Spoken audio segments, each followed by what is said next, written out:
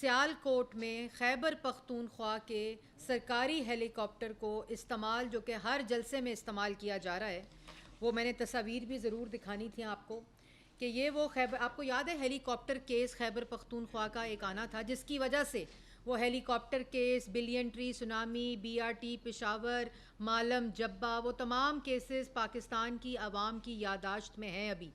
یہ اسی کا تسلسل ہے۔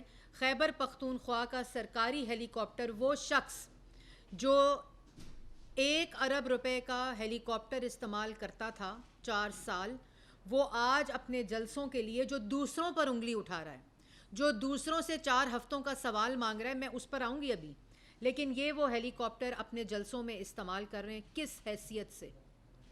آپ کے پاس کوئی سرکاری عہدہ ہے؟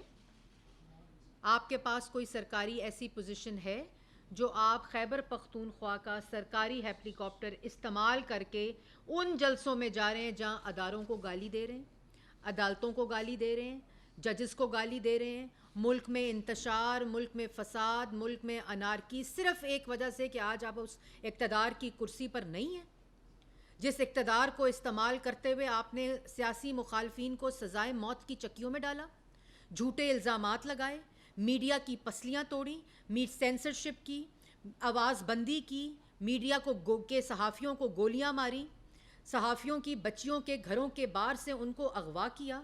4 سال آپ نے میڈیا کی جو معاشی صورتحال تھی اس کے ذریعے عام ٹوسٹنگ کی، اینکرز کے پروگرام بند کیے۔ اس اقتدار میں آپ نے وہ اختیارات کا ناجائز استعمال کرتے ہوئے پارلیمنٹ کو آرڈیننس کے ذریعے چلایا۔ آج اگر آپ ان کرسیوں پر مسلط نہیں ہیں تو آپ کس حیثیت سے یہ سرکاری وسائل استعمال کر رہے ہیں، جو خود اعلان عمران خان صاحب اور ان کے کرائے کے ترجمان خونی مارچ کا کر چکے ہیں؟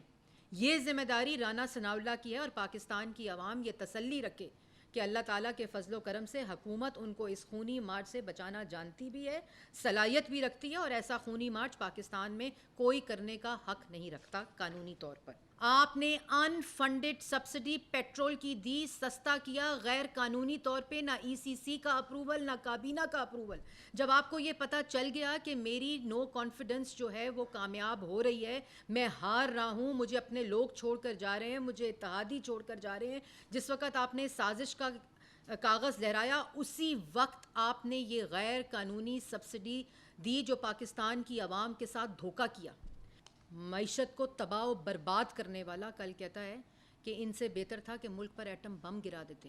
یہ دھمکی دے رہا ہے اس ملک کو جس نے اپنی خودداری کے لیے، اپنی قومی سلامتی کے لیے، جو ہمارا ایٹمی پروگرام ہے اس کے لیے قربانیاں دیں۔ وہ کل دھمکی جو ابھی ایک مہینے تک، 4 ہفتے پہلے تک اس ملک کے وزیر اعظم کی کرسی پر بیٹھا شخص تھا، وہ یہ دھمکی دے رہا ہے۔ اس سے پاکستان کی عوام کو پتہ ہونا چاہیے کہ اگر سازش کی بات کرتا ہے تو سازش اس کرسی پر بیٹھ کر پاکستان کی عوام کے خلاف کی جا رہی تھی۔ 3 اپریل سے 11 اپریل کی آئین شکنی کا، جو سپریم کورٹ کا 5-0 کا آرڈر ہے کہ آئین شکنی ہوئی، ڈپٹی اسپیکر کی ریزولوشن ریورس ہوئی، اس بنیاد پر کہ آئین کی وائلیشن کی گئی۔ آپ کو تو اس بات کا جواب دیتے ہوئے شرم آنی چاہیے۔